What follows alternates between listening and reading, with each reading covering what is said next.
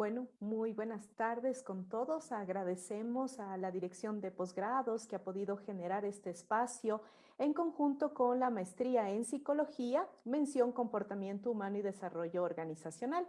En esta ocasión tengo a dos grandes docentes del programa, los dos están en el segundo semestre. Tengo a Valentina Ramos, que dicta la materia de liderazgo, y tengo a Jaime Moreno con la materia de sistemas organizacionales de alto desempeño. De igual manera, es grato poder presentar a Eliana Pinto, quien es magíster, que es de la primera promoción, fue graduada. ¿Cómo vamos a trabajar esta hora de encuentro? En un primer momento les voy a dar algunas indicaciones en relación al programa y luego procedemos a conversar con Valentina, con Jaime, con Eliana. Lo que queremos es más bien un intercambio de ideas. Mucho les agradeceré, ¿sí? Si ustedes van haciendo las preguntas a través del chat. Bueno, me permito entonces hacerles una presentación de este programa. Recuerden, las inscripciones todavía están abiertas. Nuestro programa tiene 1 año de duración y el nombre es la Maestría en Psicología, mención Comportamiento Humano y Desarrollo Organizacional. Vamos a ver brevemente cuál es el campo ocupacional de las personas que realizan esta maestría. De igual manera, cuál es el plan de estudios, cuánto tiempo demora, los docentes, cuáles son las líneas de investigación que poseemos en el programa, y adicional, cómo es el vínculo con la comunidad y la parte de titulación. Nuestros maestrantes, nosotros tenemos una tasa del 100% de titulación. Ustedes pueden ver, esa fue nuestra primera corte.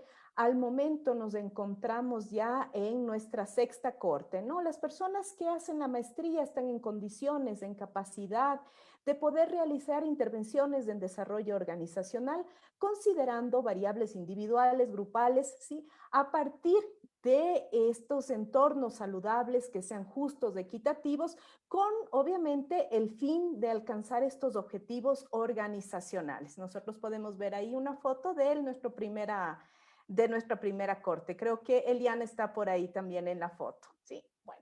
El plan de estudios. Mire usted, nosotros tenemos 1 año de estudios, es 34.5 créditos y tenemos 1,662 horas de clase.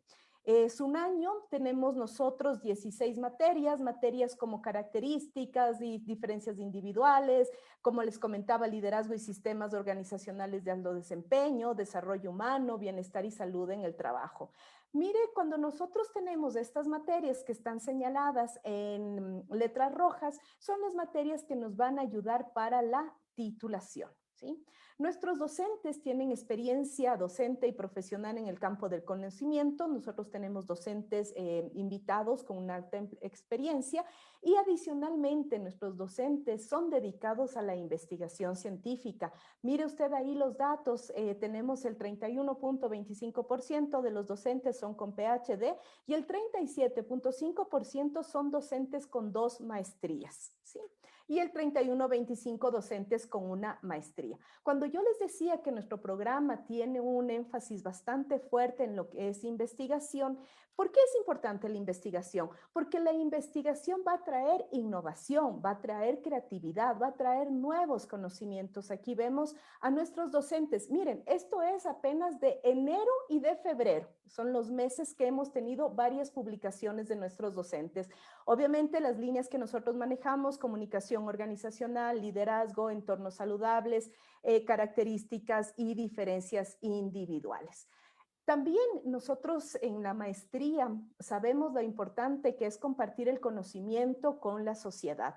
Es por eso que hemos creado, dadas las circunstancias, dada la virtualidad en la que nos encontramos, canales para poder trabajar nuestra vinculación. Miren, nosotros tenemos un canal de YouTube en donde pueden ver el trabajo que van desarrollando nuestros estudiantes, ¿sí?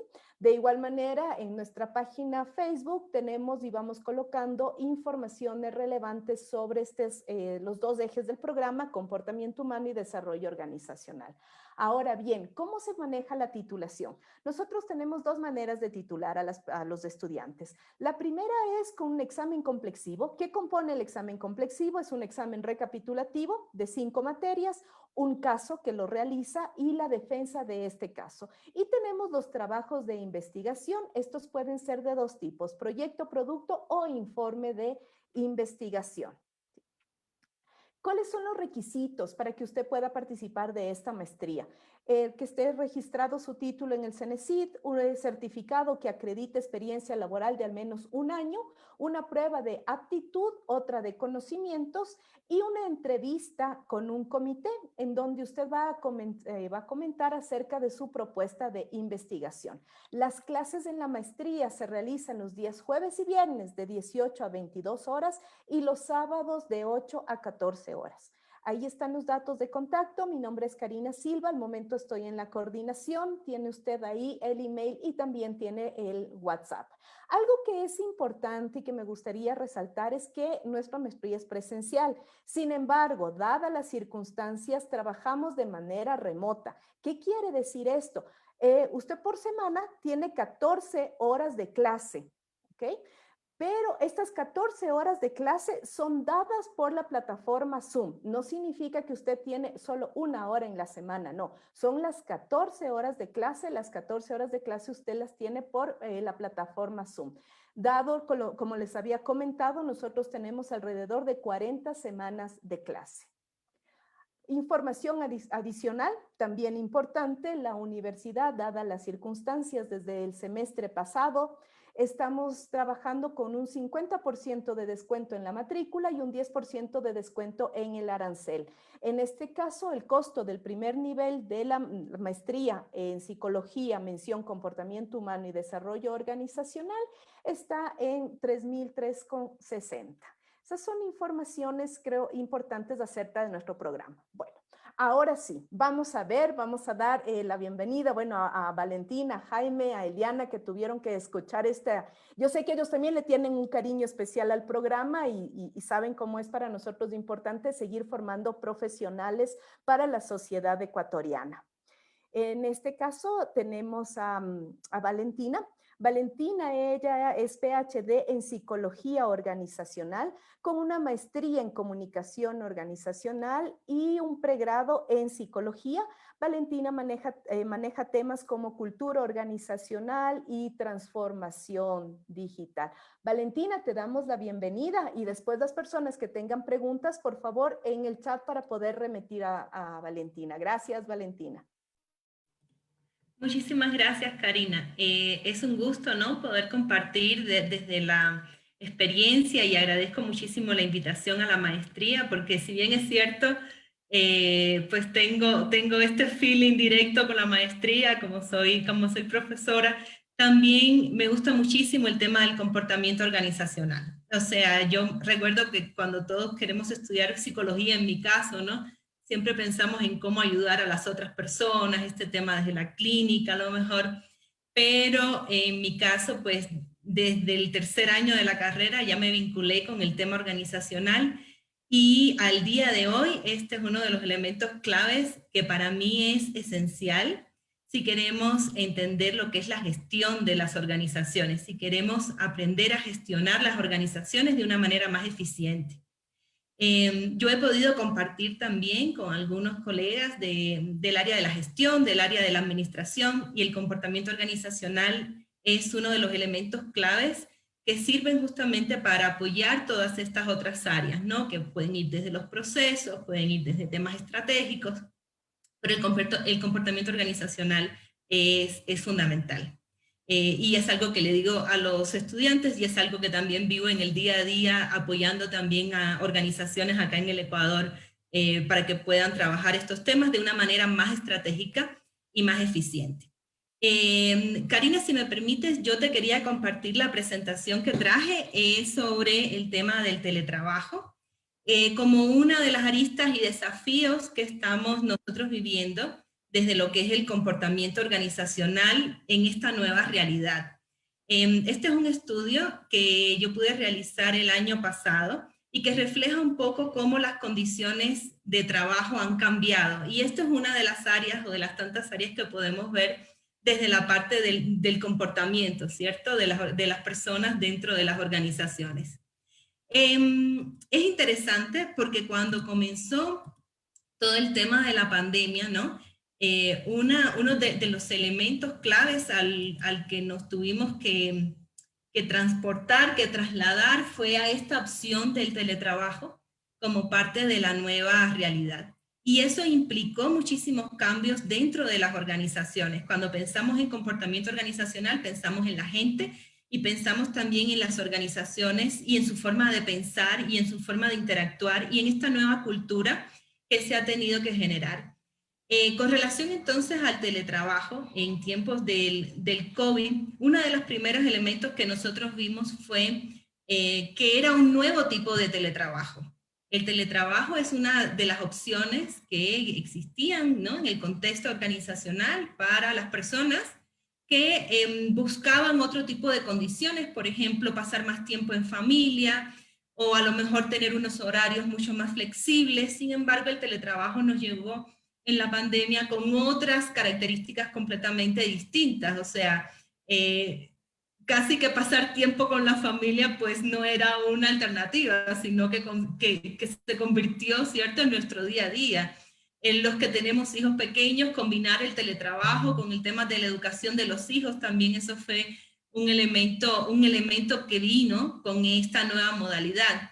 Y les quiero compartir, ¿no?, algunos de los impactos que tuvo pues el teletrabajo y que está teniendo todavía en la vida de los ecuatorianos. Al inicio, cuando comenzó todo este tema del teletrabajo y del impacto del teletrabajo en otros contextos, veíamos titulares como estos, ¿no? Cómo el teletrabajo estaba afectando, por ejemplo, más a los hombres en comparación a las mujeres, este tema del equilibrio entre la vida laboral y la vida familiar, estudios que revelan el impacto que ha tenido el teletrabajo dentro de la propia casa, dentro del hogar. Y esto fue uno de los incentivos que a mí me llevó a llevar pues esta investigación. Uno de los temas interesantes es que cuando se hizo a finales del año pasado un estudio preguntándole a las empresas si iban a regresar o no a la forma tradicional de trabajo, el 66% de las empresas dijeron que ya no iban a regresar a la forma tradicional. Es decir, que el teletrabajo se ha convertido en la forma que ha sido escogida por al menos el 66% de las organizaciones entrevistadas como la forma de trabajo que se va a mantener.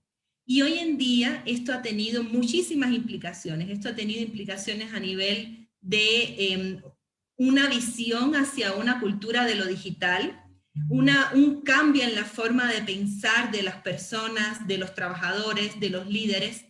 Recientemente estuve hablando en una organización donde la resistencia al teletrabajo ha sido tan grande que eso ha limitado muchísimo el accionar de esta organización. Y las organizaciones que no consiguieron transitar de una manera, vamos a decir, fácil, ¿cierto?, adaptarse rápidamente a esta nueva vida digital, son organizaciones que al día de hoy pues han presentado muchísimos problemas si no han tenido que desgraciadamente pues cerrar o despedir personal, que eso también ocurrió.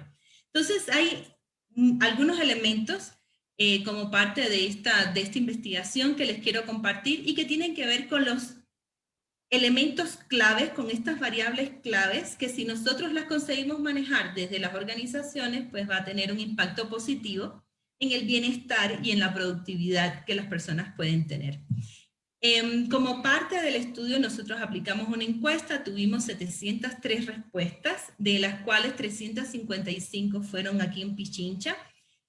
Al día de hoy tenemos más, porque la encuesta siguió vigente, entonces tenemos más respuestas que estas, pero es un reflejo, ¿no?, de una realidad. Vemos que en relación al género, pues tuvimos casi el 50% de hombres y de mujeres que respondieron, y solo el 8% de las personas que respondieron dijeron que vivían solas. Es decir, esta situación de trabajar en el hogar con compañía, pues era un reflejo, comenzó a ser un reflejo, ¿no?, de esta forma de teletrabajo. la mayoría de las personas del sector de la educación, la mayoría de organizaciones públicas, y teniendo en cuenta los elementos más relevantes relacionados con productividad digital, le llamamos en ese momento productividad digital, vimos que había 5 aspectos claves para poder entender qué es lo que se necesitaba para que las personas se sintiesen productivas en este contexto de teletrabajo. La primera era tener competencias, o sea, las personas tenemos que tener desarrolladas ciertas habilidades, ciertas competencias, que si las tenemos, eso nos hace ser más productivos en este espacio digital que las personas que no las tienen, ¿no? Y las competencias que nosotros identificamos fueron 2. Uno, la automotivación, personas que que no necesitan de otros, ¿cierto? Que constantemente les estén reconociendo, les estén dando seguimiento, son personas que se decían que se sentían mucho más productivas digitalmente. Y el tema de la organización, o sea, personas organizadas, personas capaces de no necesariamente establecer horarios rígidos para hacer actividades, que eso se vio muchísimo al inicio, o sea, constantemente aparecían como consejos donde teníamos que tener como un horario y una planificación, no tanto por ahí, sino más bien por la lógica de ser organizados en nuestras actividades, saber qué es lo que tenemos que hacer, saber cuáles son los posibles momentos donde podemos tener alguna dificultad y priorizar. Entonces por ahí va esta competencia. Al mismo tiempo apareció como un elemento importante, cosa que si no lo tenemos todavía, pues les recomiendo que lo comencemos a pensar, el hecho de tener un espacio privado de trabajo, o sea, un espacio donde no estemos compartiendo al mismo momento a nuestros hijos en teleclases, a nuestro esposo que también estará pues en sus reuniones virtuales, a nuestros hermanos, a nuestros amigos, o sea, nuestro espacio privado de trabajo. Y eso también fue un tema importante al momento de medir la productividad. Luego comenzó a surgir la percepción de largas jornadas de trabajo. Como que el hecho de trabajar desde casa hace que las personas sientan que el horario laboral se ha extendido y ya no trabajamos las 8 horas, muchas veces trabajamos el doble de eso, o muchas veces no podemos hacer todo lo que queremos hacer durante el día, tenemos que pasarlo más bien a la noche. Entonces esta sensación de trabajar largas jornadas también apareció muchísimo. Y luego el tema de los recursos. Cuando las organizaciones decidieron enviar a sus trabajadores, ¿cierto?, a la casa, pues uno de los temas que aparecía era justamente si se tenían o no las condiciones, desde un escritorio, desde una compu. Conozco una organización, por ejemplo, que ellos enviaron a los trabajadores, les dieron computadoras, pero las computadoras vinieron sin micrófono y sin cámara. Entonces, claro, ellos podían trabajar, pero no podían comunicarse, ¿no? Entonces, tenían que utilizar ellos mismos algunas alternativas de el celular o algo así cada vez que tenían una videoconferencia. Organizaciones que tuvieron también que comenzar a invertir en el uso de sistemas de videoconferencia. El Zoom sabemos que es gratuito, pero si tienes la versión pagada, pues te da otras facilidades, y así cada organización tuvo que irse adaptando. Pero la clave era conseguir tener todos los recursos. En el ámbito académico, por ejemplo, vimos mucho que los que necesitaban ir a laboratorios y trasladarse son personas que percibieron que no estaban consiguiendo avanzar todo lo que podían o todo lo que querían, porque dependían de espacios que no estaban dentro de la casa. Y también el tema de la retroalimentación de los jefes o de los colegas. Eso también pasó a ser un tema importante. La gente como que está en la casa, no tiene ese contacto social directo y entonces, bueno, pues ¿qué hago, no? Y esa necesidad de que el jefe de alguna manera les haga seguimiento también fue uno de los temas que aparecieron. Y por último, el tema de la privacidad. De la privacidad en el sentido de no tener interrupciones, ¿ya? Mucha gente al inicio pensó que el hecho de tener hijos o no tener hijos podía afectar o no podía afectar. Nuestro estudio lo que demuestra no es el tema de los hijos, sino el tema de las interrupciones. Ya podemos tener hijos, pero que no nos interrumpan. Esa es básicamente como la esencia. Pero puede ser que hayan interrupciones no por los hijos, sino por los vecinos. La semana pasada justo yo estaba dando una conferencia sobre este mismo tema y me comentaban los que estaban recibiendo la conferencia, es que yo tengo vecinos que me tocan la puerta por cualquier cosa. Entonces, en este caso, por ejemplo, ya no eran los hijos, eran los vecinos, o podía ser a lo mejor algún familiar. Y por eso yo insisto, ¿no? El tema clave aquí era el tema de las interrupciones. Y por último, comenzaron a aparecer temas relacionados con la salud mental, que muchas organizaciones identificaron inmediatamente que esto estaba sucediendo y les dieron asesorías a sus trabajadores, pero otras organizaciones no, ya sea por desconocimiento, ya sea porque no tienen los recursos, ¿no? Y esto es un tema que también apareció, el tema de la salud mental, el tema del bienestar mental. Y entre eso, ¿no? Entre los distintos, vamos a decir, síntomas que podían aparecer, los dos más importantes relacionados con productividad digital fueron la capacidad que nosotros podíamos sentir o no de tomar buenas decisiones, y eso sucede cuando estamos en ese estado mental de que nuestro cerebro, yo le digo el cerebro derretido, ¿no? O sea, nuestro cerebro se derrite y ya cualquier cosa que nos digan no lo estamos procesando en ese momento. Bueno, ese es el estado donde nosotros no podemos tomar buenas decisiones y eso nos afecta en el tipo de trabajo que estamos haciendo, obviamente, ¿no? Y el otro tema es el tema del tiempo, el tema de la percepción del tiempo. O sea, como que las cosas me están llevando más tiempo del que generalmente me deberían llevar. Yo le voy a pedir por favor al moderador que me pase en el chat cuando me falten así como unos 3 minutos para terminar, para no extenderme, sí, y respetar el tiempo de los colegas que vienen detrás. Entonces nosotros evaluamos estas 4 competencias, las 2 más importantes fueron automotivación y organización, como las 2 competencias esenciales, y veíamos cuando hacíamos un estudio comparativo entre hombres y mujeres que los hombres presentaban más niveles de automotivación en comparación con las mujeres. O sea, los hombres en el nivel de organización, no. Organización, hombres y mujeres, veíamos que estaban igual, pero los hombres presentaban mayores niveles de automotivación o esa capacidad de uno no depender de otra persona para poder decidir, ¿cierto? Lo que estamos haciendo o lo que queremos hacer. En relación al tema de interacción social, la gente se quejaba mucho, ya hoy en día menos, con relación a las relaciones sociales, porque el ser humano es un ser social, por tanto necesitamos de hablar con otra gente, necesitamos de interactuar con otra gente. Y lo que nosotros evaluamos fueron relaciones sociales y temas de coordinación de actividades. Las personas decían que necesitaban estos espacios separados, o sea, un espacio para trabajar donde tú puedes interactuar con tu grupo de trabajo, con tu equipo, y un espacio para mantener esta vida social a la que nosotros estábamos acostumbrados antes de la pandemia. Los hombres indicaron interactuar menos con colegas, las mujeres fuimos las que comenzamos a interactuar más con colegas, con jefes, y somos las que al día de hoy pues mantenemos estos niveles más altos de comunicación. En cambio, el género masculino, los hombres fueron aquellos que indicaron o que indican tener mayor interacción social. O sea, ellos consiguen tener más vida social a pesar de que estamos en una situación de teletrabajo o en una situación donde está de alguna manera controlado, ¿cierto? O limitado el tema de salir de la casa. Ya les digo, ahora menos, antes se vivió muchísimo más.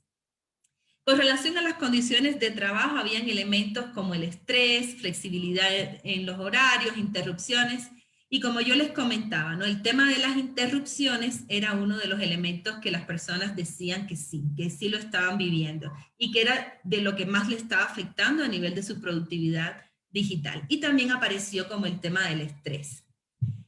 Comparando, ¿no? Hombres y mujeres, vemos que en sentido general las mujeres presentaban niveles más altos relacionados con las interrupciones, o sea, las mujeres indicaban tener mayor cantidad de interrupciones o mayor frecuencia en las interrupciones, mayor dificultad para equilibrar la vida personal y la vida laboral. Estos anuncios que les colocaba al inicio de los estudios, ¿no? Que se habían hecho, incluso hablaban que las mujeres retrocedimos a los años 50, ¿no?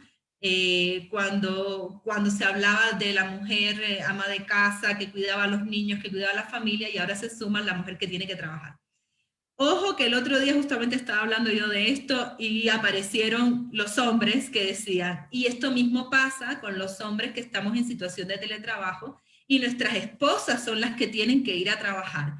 El que se queda en la casa haciendo teletrabajo es el que tiene que comenzar a asumir estos roles que ya de alguna manera no los estábamos asumiendo porque nos íbamos a trabajar y los niños iban al colegio, ¿no? Y la casa como que se atendía sola y nos preocupábamos de eso cuando regresábamos. Entonces, sí, mis colegas hombres, ¿no? O sea, que están en teletrabajo y que sus esposas son las que están yendo presencialmente, ellos también están reflejando este tipo de situaciones. Y el otro es el tema del estrés, ¿no? Las mujeres o las personas en teletrabajo pues sienten mucho más estrés mientras están realizando pues sus actividades. En salud mental,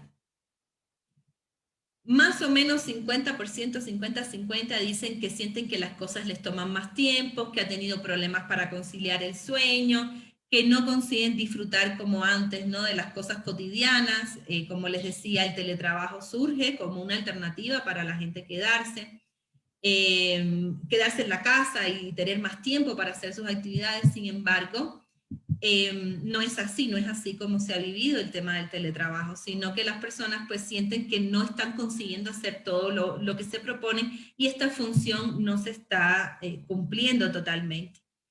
Y vemos a nivel de síntomas, una amiga me preguntaba al inicio, yo me siento mucho más cansada, mucho más fatigada, ¿no? Cuando estoy en teletrabajo que cuando estoy presencialmente. Y es verdad, o sea, las mujeres hemos sentido más síntomas en sentido general, todos hemos sentido más síntomas, las mujeres un poco más en comparación a los hombres, sobre todo relacionado con dolor de cabeza, presión, pérdida de sueño, preocupación, nerviosismo. Y una de las cosas que yo justamente estaba leyendo era que toda esta vida virtual de alguna manera nos ha traído mucho más impacto a nivel de nuestra salud mental. O sea, pensaríamos que se nos facilita por temas de comunicación, pero la carga y el estrés que nos provoca muchas veces estar en videoconferencias o tener que hablar en público, pero a través de una pantalla, o todo el cansancio que eso representa, o sea, sí representa un cansancio adicional, y sobre todo a nivel de comunicación, porque si se fijan nos limita la comunicación pues a una pantallita con nuestra cara, ¿no?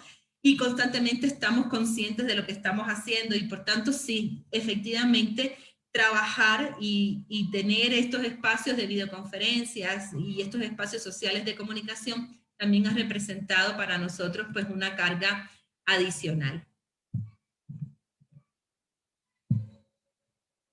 Por último, quisiera compartirles, ¿no? Un poco pues estas vivencias que forman parte justamente de lo que nosotros estamos abordando, entendiendo lo que es el comportamiento organizacional y también entendiendo pues esta nueva realidad. O sea, ¿para qué nos puede servir el conocimiento que vamos adquiriendo pues para poder entender, para poder predecir, para poder de alguna manera buscar alternativas que nos faciliten el trabajo y las relaciones humanas y entendiendo que esta va a ser el nuevo, ¿no? La nueva forma en la cual nosotros vamos a trabajar. Así lo apuntan al menos las organizaciones que han sido encuestadas y las posibilidades que yo he tenido también de hablar con los distintos gerentes de varias áreas en varias organizaciones acá en el Ecuador.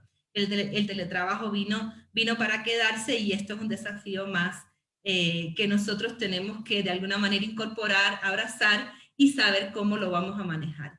Muchísimas gracias, Karina, sí, por el tiempo y además por la invitación. Sí, no, gracias a ti, Valentina. Es interesante el que las personas o quienes estén interesados en estudiar la maestría pueden entender que a través de la investigación yo puedo plantear estrategias de intervención desde el desarrollo organizacional, que es un impacto puro en el comportamiento humano, ¿no? Entonces, ese creo que es un plus que el programa da. Valentina, tenemos una pregunta aquí. ¿Cómo se puede incrementar la automotivación? Ya, la automotivación era una de estas 4 competencias que nosotros evaluamos para ver cómo afectaban la productividad y de las 4 la automotivación es una de las fundamentales. hay un elemento clave en el tema de la automotivación que tiene que ver con la capacidad de autodeterminación o con la capacidad que nosotros tenemos de tomar decisiones nosotros mismos, ¿no? De no depender de otras personas para poder hacer nuestro trabajo.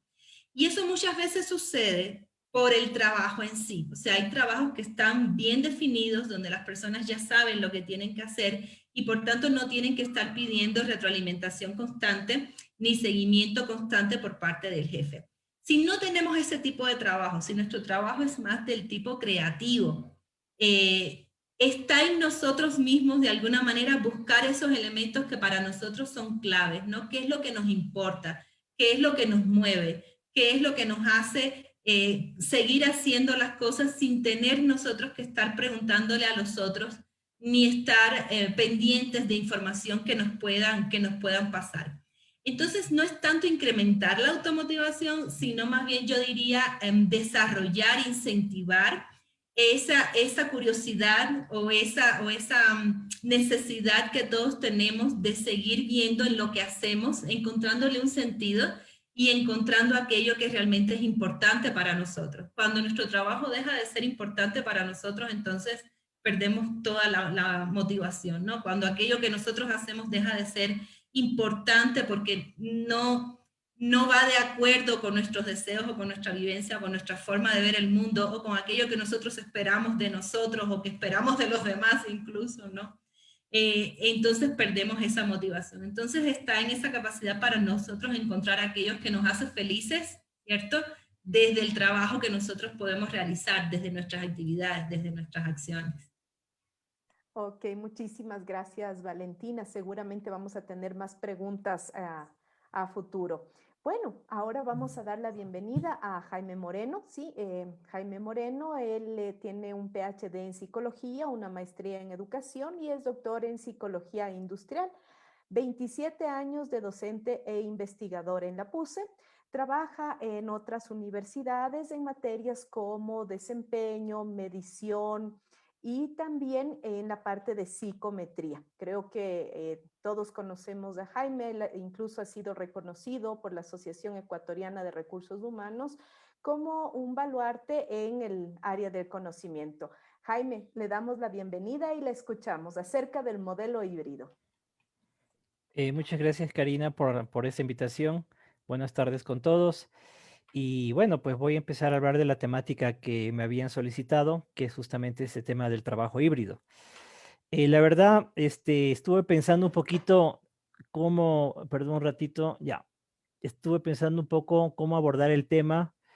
Tuve algunas opciones, pero finalmente decidí hacer un análisis de lo que significan todas estas formas de trabajo remoto a la luz de la psicología organizacional, de la psicología industrial, de la psicología de la salud ocupacional, un poquito desde la perspectiva de la psicología del trabajo, lo podemos ver así. Entonces, como te digo, voy a hacer un análisis un poco de estas perspectivas, partiendo, como te digo, de estos referentes teóricos que nos ofrece la psicología del trabajo, ¿ya? Entonces les voy a compartir algunas láminas, asimismo, pues cualquier pregunta, pues con mucho gusto, pues para atenderla, ¿ok? Bueno, voy a empezar con la cita de un emprendedor que se llama Bernard Bucas, bueno, que en esta temporada le va muy bien porque se ha dedicado a desarrollar aplicaciones para el trabajo remoto. Y él dice, de repente, el lugar de trabajo se convirtió en algo totalmente irrelevante para ganarme la vida. ¿Ok? Y un poquito esto nos da a entender que siempre hemos asociado esta idea de que para trabajar hay que ir a un lugar llamado oficina para hacer el trabajo. Pero ya vamos a ver que realmente el trabajo no es un lugar. Así que si vamos a hablar de estos temas de trabajo remoto y teletrabajo, trabajo híbrido, trabajo flexible, etcétera, un poquito sí conviene reflexionar sobre, en primer lugar, a qué le llamamos trabajo. Empecemos por ahí, ¿ok? Ahora bien, ¿qué cosa es el trabajo híbrido? Bueno, básicamente creo que hay tres opciones de verlo. Por ejemplo, algunos trabajan en la oficina, otros remotamente. Por ejemplo, digamos una industria tiene gente que trabaja en planta, ellos no pueden hacer trabajo remoto, tienen que estar en la planta. O hay gente que trabaja en la parte administrativa, a lo mejor algunos de ellos sí puedan trabajar desde su casa. Esa puede ser la opción 1. La opción 2 puede ser que algunos trabajan parte de la semana en la oficina y otra parte remotamente. O sea, yo a lo mejor sí puedo hacer cierto trabajo desde mi casa, pero también tengo la necesidad de ir a la oficina para hacer otro tipo de trabajos. Y una opción número 3 sería una combinación de ambos, de la opción 1 y de la opción 2. ¿Ya? Eso sería un poquito lo que se llama, lo que se conoce como el trabajo híbrido. Estuve buscando un poquito de datos, de investigaciones sobre este modelo de trabajo híbrido. Prácticamente no hay mayor cosa. Encontré por ahí los resultados de una consultora en otro país. Esto que voy a mostrar a continuación es muy referencial, no aplica a nuestro medio probablemente, pero de alguna manera son datos. Y lo interesante es que esta es una consultora que se dedica a servicios tecnológicos y encuestaron como a 1.500 trabajadores de distinto tipo de empresas en distintos países. Y básicamente lo que encontraron fue que un 43% de la muestra dicen haber recibido comunicación clara respecto a planes de regreso al trabajo presencial por parte de su empresa. Un 64% de esta muestra dice que sí les parece necesario pasar algunas horas en el trabajo presencial, no solamente estar en la casa o remotamente. Hay un 45% que piensa que sus empleadores están listos para regresar al trabajo presencial y un tercio dice que le gustaría dividir su tiempo entre trabajo presencial y trabajo remoto. Pero como digo, son datos muy, muy referenciales. En todo caso, nos dan una idea de lo que, un poquito de las percepciones que pueden haber con relación a esto del trabajo remoto, del trabajo híbrido, etcétera. ¿Ok? Ahora bien, sin embargo, un poquito, hay un punto también de lo que pude revisar es que estas formas de trabajo remoto, por la manera en cómo se escribe o se las describe en muchas publicaciones, dan a entender que el trabajo remoto se ha convertido en un fin, cuando en realidad solamente es un medio. Y un poquito esta es la reflexión que quisiera que un poquito hagamos. O sea, realmente la finalidad es que lleguemos a trabajar remotamente. Realmente la finalidad es que, o que trabajemos híbridamente, ¿es esa realmente la finalidad? Entonces, un poco para clarificar estas dudas, creo que deberíamos considerar 3 puntos. Por un lado, el trabajo, o sea, ¿qué le llamamos trabajo? Por otro lado, el trabajador y finalmente el entorno de trabajo. Por temas de tiempo, solamente me voy a referir a los 2 primeros puntos, como es el trabajo y el trabajador. Un poquito para ver si realmente estas formas de trabajo, que sí, ya sabemos que en la mayoría de los casos, esta forma de trabajo remoto fue impuesta por las circunstancias, o como dicen algunos, fue forzado por las circunstancias. Y ya sabemos que cuando las cosas son forzadas, finalmente no funcionan. Entonces, un poquito al margen de las circunstancias y de lo imperativo y de las cosas que se dieron, la pregunta es, independientemente de eso, ¿realmente esta forma de trabajo tiene un espacio? ¿No lo tiene? ¿Cuáles son las implicaciones? ¿Ok? Entonces, primero voy a referirme al primer punto, que es el trabajo como tal. Y claro, la primera pregunta que nos vamos a hacer es, ¿qué significa trabajar? Bueno, quisiera empezar con algo, con una falacia que de alguna manera se fue imponiendo cuando estábamos en una modalidad presencial de trabajo.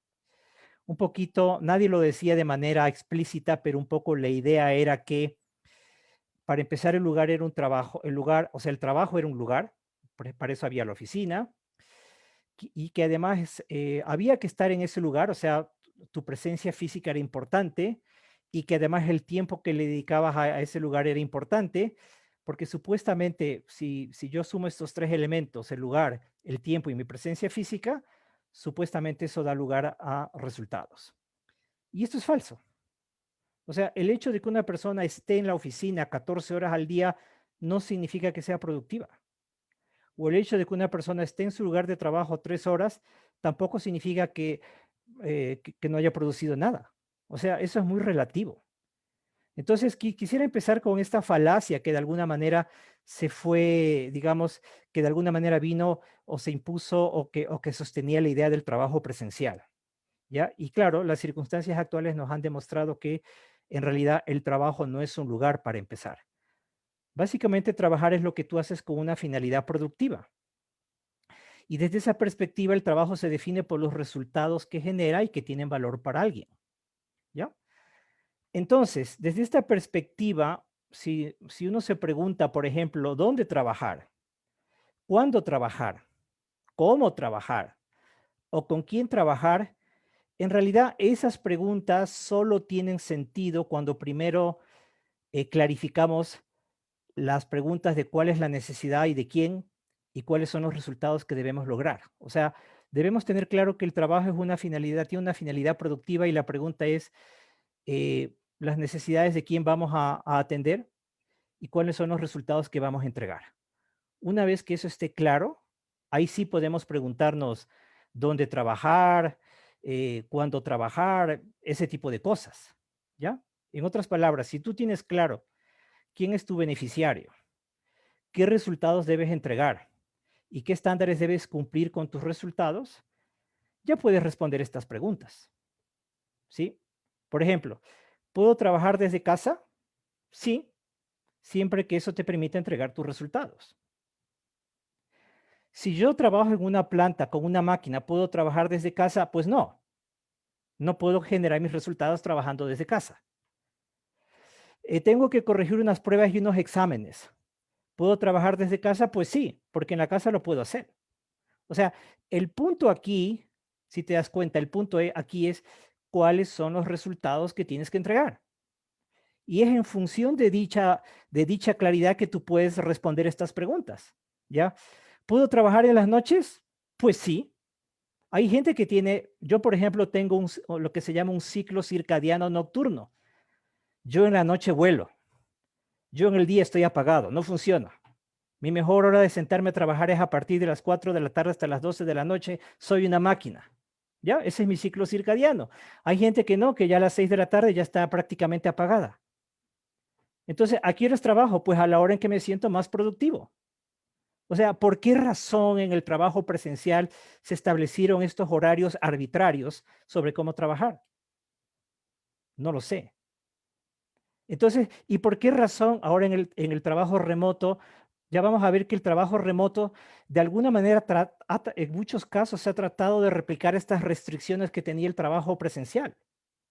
¿Ya? Entonces, ¿cuándo trabajo? Idealmente cuando tú te sientas más productivo. Y cada quien tiene su hora, pues, o sus espacios.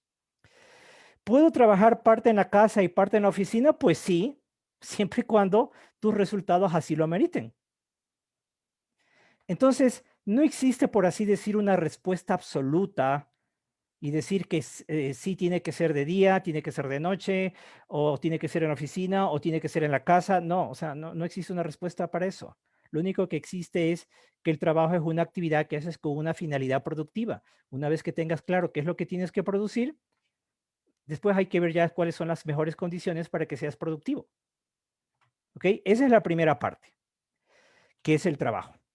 Ahora vamos con la segunda parte, que es el trabajador, ¿ya? Bueno, ya sabemos que el trabajador aporta con su desempeño, ¿ok? Este es un tema bastante amplio, pero un poquito voy a hacer referencia a que podemos distinguir dos tipos de desempeño. Lo que se llama un desempeño típico, que como la palabra lo sugiere, es el desempeño que típicamente damos en el día a día. De acuerdo a la psicología industrial clásica, las variables que de alguna manera sustentan ese desempeño típico son tus conocimientos, destrezas y habilidades, lo que se conoce como los CDHs. Ya, pero en cambio el desempeño máximo es cuando a esos CDHs le sumas la motivación, ¿ok? Entonces, si yo tengo los conocimientos, destrezas y habilidades y además estoy motivado, puedo dar un mejor desempeño. ¿Ok? Entonces, y ya sabemos pues que, dicho en términos sencillos, la motivación es la energía que nos mueve. ¿Ok? Nos direcciona en la conducta, permite que tengamos esfuerzo en lo que hacemos, que seamos persistentes, son algunas características de la conducta motivada. Pero bueno, pero aquí quiero hacer una pequeña, dar un pequeño detalle respecto a este tema de la motivación en el trabajo y en el teletrabajo. Ya. Hay una teoría que es justamente la teoría de la autodeterminación de Ryan y Deci. Y bueno, simplificando un poco los conceptos, podemos distinguir es algo interesante que aporta esta teoría, es que más importante que la cantidad de motivación es la calidad de la motivación. Siempre nos han enseñado a pensar que no está motivado, hay que motivarle como que si fuera un problema de cantidad, cuando en realidad es un tema de calidad. Entonces pudiéramos hablar de una motivación de baja calidad y pudiéramos hablar de una motivación de alta calidad. En la motivación de baja calidad es donde básicamente uno trabaja por obligación. O sea, porque tengo que hacerlo, porque si no lo hago alguna consecuencia negativa me va a suceder, ¿ya? Entonces eso se conoce un poquito como motivación controlada. Y la investigación ha determinado que la motivación controlada a la larga se asocia con resultados negativos, se asocia con poco compromiso, baja satisfacción laboral, con mayores niveles de estrés, de desgaste laboral, con una alta intención de irse de la organización, bajo desempeño, etcétera, etcétera. En cambio, una motivación de alta calidad es cuando es una motivación en donde la persona hace las cosas porque quiere hacerlo, porque sale de él o de ella hacerlo, no porque alguien me obliga a hacerlo, sino porque yo realmente deseo hacerlo. ¿Ya? Por eso se llama motivación autónoma. Y se sabe asimismo por diversas investigaciones que la motivación autónoma se asocia a resultados positivos, como es un mejor desempeño, una mayor satisfacción, el dar la milla extra, un mejor compromiso, ese tipo de cosas. ¿Ok? Entonces, un poco la pregunta es, y bueno, ¿y cómo podemos pasar de esa motivación de baja calidad, de esa motivación basura, si cabe la palabra, o chatarra, a una motivación de mayor calidad? De acuerdo a la teoría de la autodeterminación, eso depende de la satisfacción de 3 necesidades psicológicas básicas que diversos estudios también han demostrado que son universales y en gran medida independientes de la cultura. Estas necesidades son la necesidad de competencia, es decir, el sentirnos eficaces, capaces de, sentirnos que manejamos, nos desenvolvemos bien en nuestro entorno. La necesidad de autonomía, que es el poder dirigir nuestras vidas, el poder tomar decisiones, el poder conducir y hacer las cosas que uno considera importante. Y por último, la necesidad de relación, que es el establecer lazos afectivos con los demás, el sentirse acogido, respetado, dar y recibir afecto, ese tipo de cosas, ¿ya? Entonces, desde esta perspectiva, ¿qué es lo que pasa en el trabajo? Porque la pregunta es cómo genero esta motivación más autónoma y cómo voy dejando detrás esta motivación más controlada. Pues digo, de acuerdo a lo que plantea la teoría de la autodeterminación, es que sentimientos de autonomía, de competencia y relación fomentan una mayor motivación autónoma, lo cual usualmente resulta en un mejor desempeño, un mejor bienestar, incluso en una mayor creatividad en el ámbito laboral. Entonces, tomando en cuenta esto, nos podemos preguntar, ¿en qué medida las formas de trabajo remoto facilitan la satisfacción de las necesidades psicológicas básicas? ¿Ya? ¿O qué calidad de motivación generan las nuevas formas de trabajo remoto? ¿Ok? Entonces, desde esta perspectiva, las formas de trabajo remoto no son inherentemente mejores o superiores que el tradicional trabajo presencial, porque todo va a depender de cómo están diseñadas, cómo están estructuradas. Ya el año pasado, con el advenimiento de la crisis sanitaria, una graduada de la maestría, una vez conversando, ella me dijo que en su lugar de trabajo estaban en teletrabajo y que todos estaban obligados, óigase bien, a pasar reportes de horas.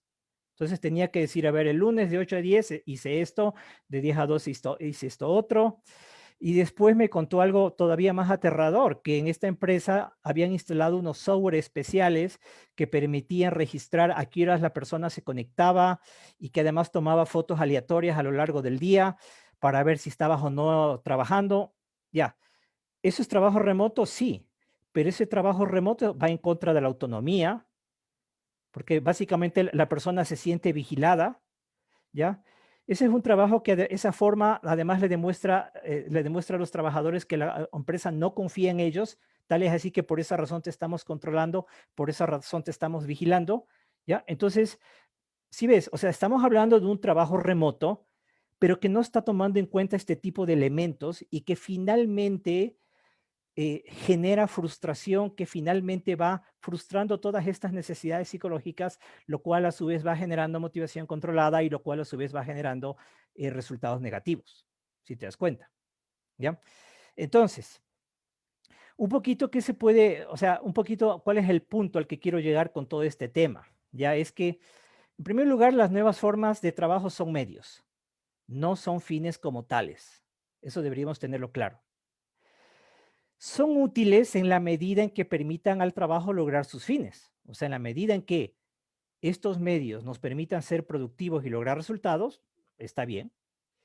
Y en la medida en que incrementen el bienestar psicológico de los trabajadores, que generen motivación autónoma, mejor desempeño, mayor compromiso, menor desgaste laboral. ¿Ok?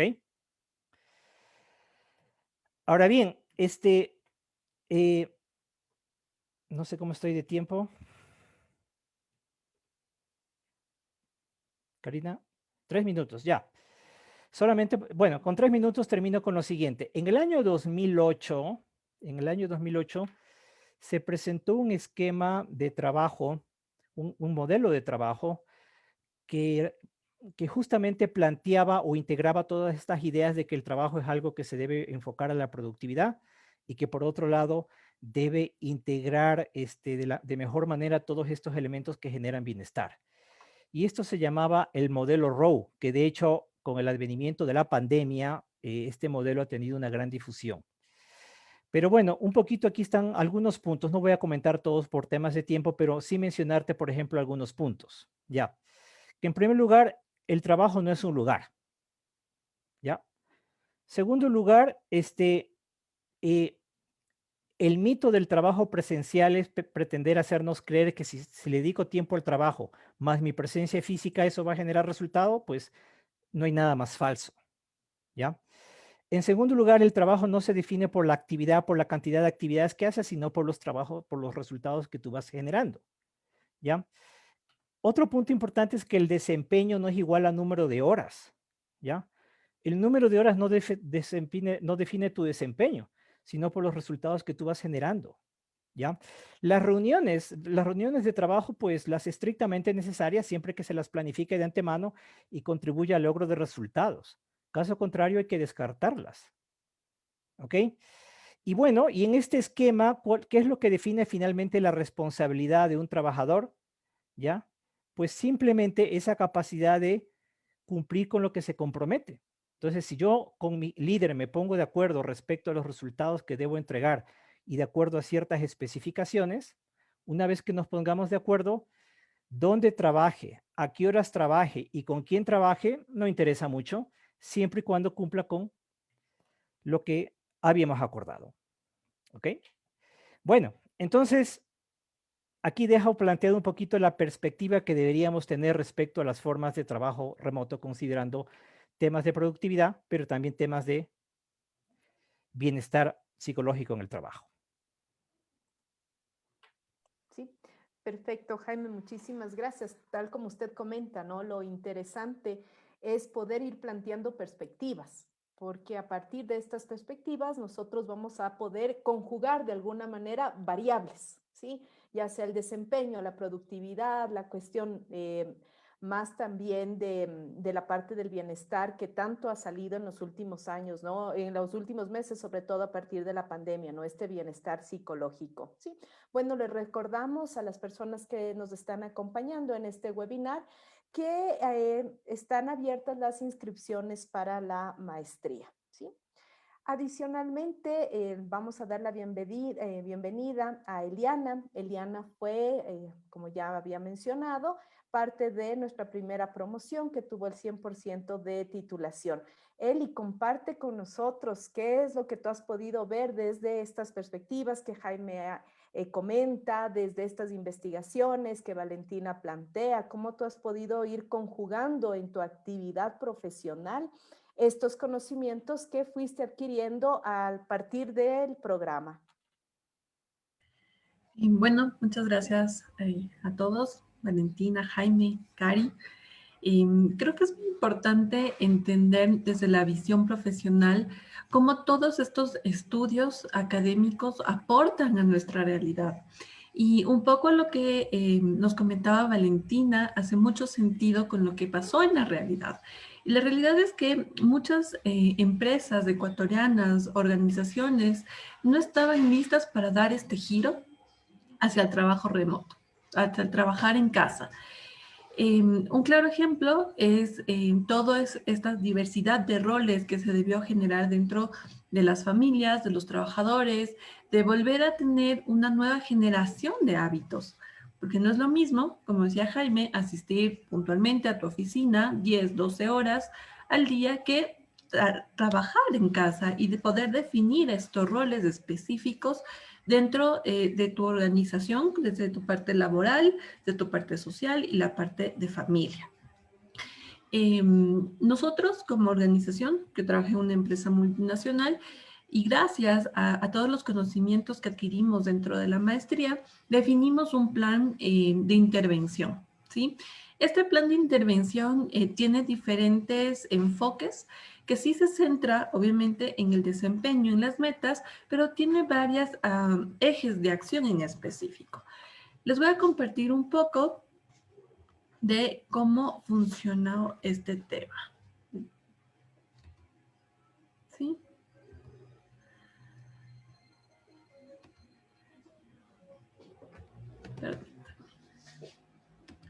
Ok. Lo que primero que nosotros trabajamos en función de el bienestar de nuestros colaboradores fue idear un plan de intervención que se llamaba o se llama actualmente Juntos Somos Más Fuertes. ¿En qué sentido? Nosotros trabajamos desde la percepción de bienestar propio de los colaboradores, de su familia y de su entorno. Trabajamos desde la percepción de salud que tiene, las condiciones físicas, entrenamiento no en función de su trabajo, sino de cómo adaptarte a esta nueva realidad en función de tu trabajo y de tu rol dentro de cada uno de tus ejes de acción de tu vida. Y también trabajar un tema de gratitud y familia. ¿Qué es lo importante? Dentro de este proceso se pudo ver cómo se manejó el tema de prevención, cómo manejar los equipos, ¿sí? Como decía Jaime, es muy importante dentro de esta nueva normalidad tener formas de evaluar el desempeño, pero no es evaluar el desempeño en función de premio-castigo por cuántas horas te conectaste, por que realmente estuviste de 8 a 5 de la tarde, sino metas específicas de acción que lo puedes ir trabajando en diferentes horas del día y que se centre en la razón de ser de tu cargo. Entonces, ya no es esta modalidad de, antes tenía una hora de almuerzo y la voy a controlar, sino que tú manejas tu tiempo y manejas también tu rendimiento. Algo muy importante que trabajamos es la salud mental, ¿sí? Y la salud física. El hecho de estar 8 horas, 10 horas en casa implica que no puedas necesariamente realizar tus actividades diarias, que puede ser salir, hacer ejercicio, tal vez tener diversificación de actividades, sino que te centrabas netamente en estar en casa, en cumplir con tu trabajo, en acompañar a tus hijos, a tu familia, o todas las interrupciones, como nos decía Valentina, que podemos tener en el día a día mientras trabajamos. Vimos que obviamente las jornadas se alargaron y el nivel de estrés de nuestros colaboradores empezó a subir. Y finalmente manejamos todo un eje de comunicación. Y lo importante aquí es que más allá de lo que nosotros como organización pensemos que saben nuestros colaboradores, es realmente generar un canal de comunicación en donde no sea únicamente que la organización define qué temas van a conversar o que está bien dentro de esta nueva forma de trabajar, sino más bien fue determinar qué acciones específicas se comunican y cómo pueden ser retroalimentadas, ¿sí? Aquí tenemos algunas acciones. Sí, como ustedes ven, todo el programa fue súper amplio y extenso en la generación de un ambiente de trabajo adecuado bajo esta emergencia que vivimos. Entonces teníamos temas como cómo liderar equipos virtuales, cómo retroalimentar a las personas que tal vez su desempeño no se estaban acoplando a esta nueva normalidad o este manejo de nuevos hábitos, e incluso cómo manejar esta realidad, o sea, las personas que lideran personas tienen no solo el rol de desempeño específico de metas, sino también poder llevar a las personas de un estado, ¿sí?, de ánimo, que puede ser que no esté asociado a un momento normal en donde todos podemos trabajar, sino de una condición que no estamos acostumbrados a llevarles a un momento de reflexión y de entender que es una nueva normalidad y cómo gestionar estos procesos. Trabajamos mucho el tema de la terapia antiestrés, temas que permitan a las personas identificar cuáles son estos momentos en los que ya no necesariamente van a estar atados al trabajo, sino cómo desconectarse, cómo tener un momento de control propio y poder manejar sus emociones, ¿sí? Obviamente trabajábamos mucho en el tema de desempeño, en cómo acompañarte dentro de esta nueva normalidad, de tus metas, cómo hacer que en realidad pase o alcances a estas metas que tú planteaste en un primer momento donde tal vez la pandemia no estaba y podías como generar espacios de llegar a estas metas, ¿sí? Y finalmente, mira, también identificamos dentro de la organización que el reconocimiento es algo muy importante, así como los valores organizacionales. Entonces, hicimos una campaña que se llamaba Dale like a tus valores y es como yo reconozco cómo tú vives tu trabajo, cómo vives tu relación entre personas y también de cierta manera vamos a la parte de motivación que nos decía Jaime del reconocimiento. Entonces, este poder de reconocer tus comportamientos, la forma en la que estás llegando y no lo hace necesariamente una persona de sí misma, o sea, su autovaloración, sino las personas que te rodean y están en tu día a día, en tu trabajo. También incluimos todo un proceso de prevención desde cómo trabajar en casa, desde cómo salir, y también nos dimos cuenta que la familia es un factor fundamental dentro de este proceso, o sea, cómo interactúan nuestros colaboradores, ya sea de manera de un trabajo remoto o híbrido, o incluso las personas que ya regresaron al trabajo 100%, de cómo su trabajo interactúa con su familia, ¿sí? Y también tomar en cuenta cómo la dinámica familiar se vio transformado en un proceso en que sí, los niños antes salían, tenían interacción social, pasaban en sus colegios, a pasar netamente a un proceso virtual en donde no tienen este proceso de interacción y cómo esto puede afectar a su familia al momento en el que el trabajador o el colaborador está trabajando. Incluimos mucha información, desarrollamos una línea gráfica específicamente para poder desarrollar este proceso de concientización. E incluimos finalmente dentro de la parte de bienestar el reconocimiento de la familia o de los hijos hacia nuestros colaboradores. ¿Sí? Entonces hicimos una campaña que se llamaba ¿Por qué mi papá es un superhéroe? ¿Sí? Entonces, ¿por qué les muestro un poco este programa que trabajamos ya en la parte laboral? Porque la maestría nos dio a nosotros como estudiantes varias herramientas que nos permiten no solo ver la administración del talento como un subprocesos o temas aislados, sino a ver al comportamiento humano como una gran totalidad en donde se puede identificar sí al trabajador o al colaborador bajo una meta de desempeño específica, pero también nos permite entender que son personas que desarrollan un comportamiento y que a su vez eso se puede identificar en la interacción social que podemos tener dentro de nuestra organización. Y, como nos comentaba Valentina y Jaime, es importante entender qué tipo de modalidad de trabajo es la adecuada para cada una de las poblaciones que tenemos dentro de nuestra organización. Actualmente yo manejo 3 tipos de trabajo. Una es el teletrabajo completamente, el home office, en donde tengo una cantidad de población en la que por su naturaleza de trabajo lo pueden hacer desde casa. Tenemos otro tipo de personas que tienen una modalidad híbrida, en donde no necesariamente van a la oficina, sino que van a las oficinas de clientes, en donde la interacción es diferente. Y tenemos personas específicas que por su modalidad de trabajo, sus responsabilidades, no lo pueden hacer y tienen que estar todo el tiempo en oficina. Lo importante es identificar cuáles son estas necesidades psicológicas que pueden tener cada persona, ¿sí? O cada grupo o cada segmento. Las personas que están trabajando en casa son personas que probablemente no tienen la instalación física necesaria para poder trabajar. Entonces, esto lo que hace es reevaluar al empleador si la condición de trabajo que tienen sus empleados es la adecuada. entender cuáles son los pros y contras de tener personas trabajando en casa.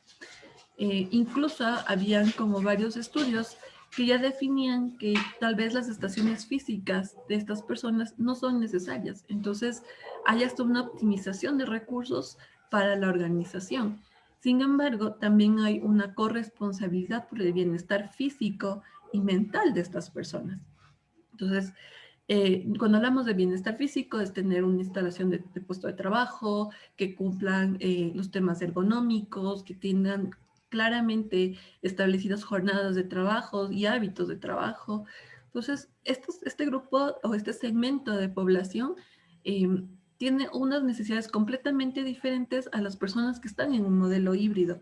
¿Sí? Y que son personas que pueden estar más en exposición, salen de casa, tienen otro tipo de responsabilidades y finalmente las personas que están 100% en la oficina y es otro tipo de necesidades enfocadas más hacia el bienestar físico bajo la normalidad que hoy estamos viviendo.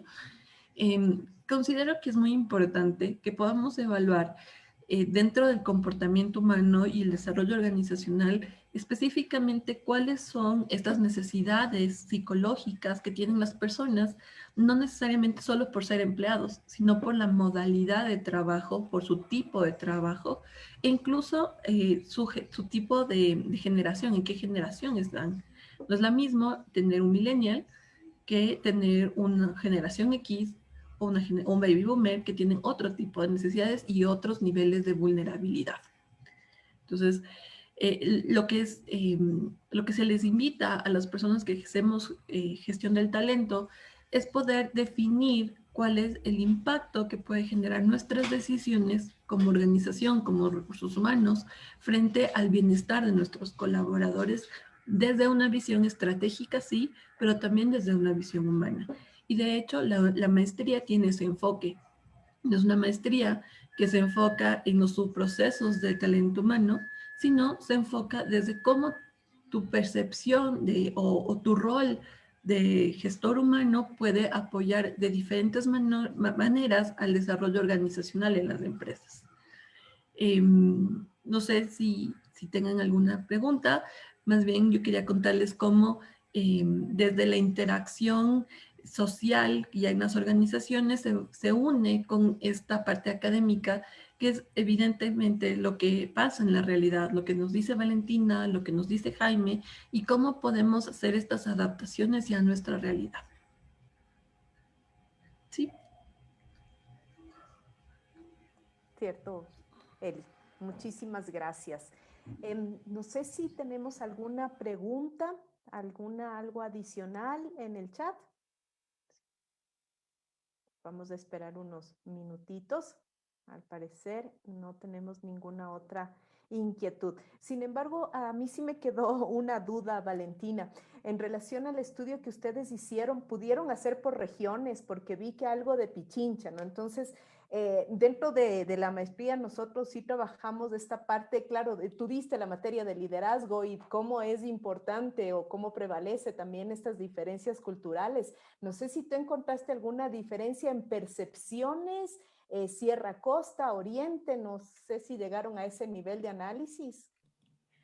Sí, Karina, o sea, sabes que no encontramos diferencias por regiones, pero sí hicimos comparado, por ejemplo, con otros países, con otros contextos, y entonces tuvimos, por ejemplo, el caso de Colombia, y habían muchos elementos comunes, ¿cierto?, entre Ecuador y Colombia y otros elementos que no eran tan representativos. Por ejemplo, en Colombia el tema de las interrupciones y de vivir solo, quizás fue la muestra, ¿cierto?, que nos respondió porque todo fue online, pero la mayoría de las personas no se quejaban del tema de las interrupciones, por ejemplo, ¿no? Ellos tenían sus espacios como bien definidos y bien estructurados y eso no era para ellos un problema. Pero como tú bien dices, o sea, el elemento de la cultura y de entender el contexto es sumamente importante porque los mismos fenómenos pueden tener distintas repercusiones en función de donde uno pues esté estudiando. Intentamos hacer un estudio en Portugal, te comento, pero todavía no hemos tenido respuestas suficientes como para hacer comparaciones. Y es que justamente eso, ¿no? Cómo las personas perciben distintos fenómenos, tiene impacto, ¿no? En la forma en la que la gente también se va a comportar internamente en cada una de las organizaciones en donde están. Y ese es otro de los elementos claves, ¿no? Por eso las organizaciones son tan interesantes, porque cada organización incluso va a tener su propia dinámica, ¿no? Lo que decía Eliana sobre lo que ellos hicieron puede servir tanto de base para aplicar en otra organización como, como un elemento que en mi organización pues no funciona, porque tenemos otras características, tenemos otra cultura, tenemos otros valores incluso que ella mencionaba, y a lo mejor estos elementos pues no funcionan y otros elementos sí. Entonces tomar en cuenta estos temas contextuales son sumamente interesantes cuando uno va a tener estos resultados, ¿no? Y los quiere compartir y quiere de alguna manera pues divulgarlos también. Bueno, aquí yo tengo felicitaciones a los expositores, excelentes reflexiones. Una pregunta, ¿cuál es el papel de los líderes en esta nueva realidad, tomando en cuenta el Ecuador? ¿Quién le gustaría responderme a esta inquietud? Yo podría responder por Bueno, aprovechemos que pero quisiera también que mis colegas sí, participen. es que estás con el micrófono abierto, Valentina. Sigue, por favor, claro. Gracias. A ver, el rol de los líderes es fundamental. Si los líderes no están comprometidos con los procesos de cambio organizacional, los procesos no se dan. Si los líderes no están comprometidos con la transición hacia una nueva cultura, hacia la transformación, los procesos simplemente pues no se van a dar. Aunque los trabajadores estén convencidos de que eso es importante, si los líderes no están a bordo, ¿no? de la necesidad, entonces simplemente los procesos no ocurren. Entonces, el rol que tienen los líderes no es solamente los de apoyar ideas, sino los de generar ideas y estar al frente de todos los procesos de cambio. Quizás Eliana tenga algún comentario de alguna vivencia, ¿no? en su organización. Pero quería cerrar con el mensaje justamente de que los procesos de cambio tienen éxito cuando los líderes están comprometidos con ese proceso de cambio, cuando los líderes lo entienden y son congruentes, que ese es otro tema también importante, ¿no? O sea, si los líderes no son congruentes entre lo que ellos dicen y lo que hacen, cualquier proceso pues se va a caer, perdón. O sea, no se va a desarrollar. El tema de la congruencia y el tema del compromiso son dos elementos fundamentales. No sé si Eliana iba a decir algo más.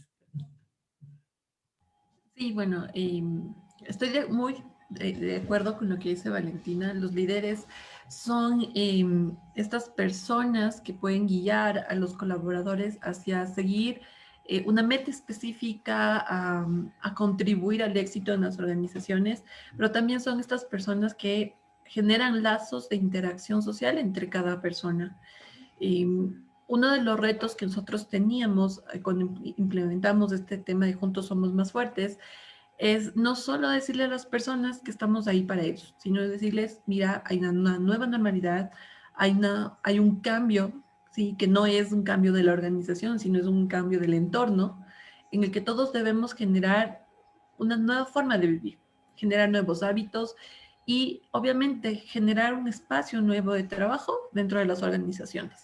Los líderes son estas personas que están en el día a día con la gente, con sus equipos de trabajo, y son los que tienen que dar direccionamiento específico para poder trabajar, ¿sí? Son los que, de cierta manera, promueven la cultura dentro de los equipos que generan que la organización pueda no solo cumplir las metas o no solo decir, sí, miren, la organización les quiere comentar esto, sino realmente vivir la cultura organizacional, fomentar los valores organizacionales y definir qué comportamientos son aceptados o no. Porque si bien es cierto, talento humano está ahí, pero su rol no es estar atrás de las personas para decir, mira, tu comportamiento fue adecuado o mira, estás yendo con el cambio, sino es acompañar estratégicamente la organización, ¿sí? Y los líderes también son un soporte para la organización en un nivel de liderazgo, de estrategia, de operación y un nivel táctico también. Entonces, si la organización dice, miren, nuestro rumbo es hacia el norte y los líderes dicen, no, es hacia el sur, simplemente los cambios y las transformaciones no se van a poder dar. ¿Sí? También tienen que ser congruentes, tienen que estar dentro del discurso de la organización y también celebrar esos pequeños logros que vas teniendo dentro de un proceso de cambio. El cambio no simplemente sucede, sino es todo un proceso de desarrollo de hábitos, de poder generar nuevos entornos, de poder trabajar continuamente con los equipos. Y los líderes son las primeras personas que deben agradecer. Sí, dentro de nuestro programa hay un pilar específico que es el agradecimiento. ¿Sí? Y que fomenta la relación dentro de las organizaciones.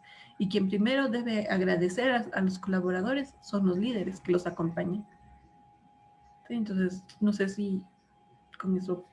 Sí, no, totalmente. Él y yo les escuchaba a las dos y claro, ¿no? El camino va por ahí. El rol del líder es esta parte de ir acompañando en las diversas dimensiones del ser humano, no solo en lo técnico, en lo profesional, ¿no? Incluso en algún momento en lo espiritual, ¿no? Si ya estamos preocupados del bienestar, de la parte psicológica, creo que va acompañando a estas diversas dimensiones del ser humano, siempre respetando la dignidad de cada uno de ellos, ¿no? Y cuando hablo de la dignidad, estoy hablando que existen diferencias, ¿sí? En lo que es la equidad, en la cuestión de género, en fin, hay otros momentos que se pueden ir considerando, pero sin duda el líder es alguien que nos va acompañando en estos procesos de cambio. Jaime, de pronto algo que le gustaría complementar para ir finalizando con esta gran noche para nuestro programa.